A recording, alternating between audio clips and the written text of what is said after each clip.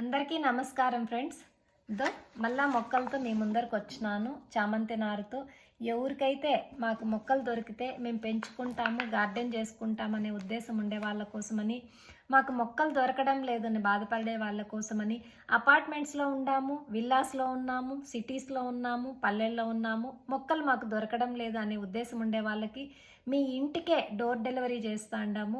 DTDC courier service ఒక్కటి అందుబాటులో ఉంటే చాలు, ఎందుకంటే అదైతే ట్రాకింగ్ చూసుకోవడానికి వీలు ఉంటుంది.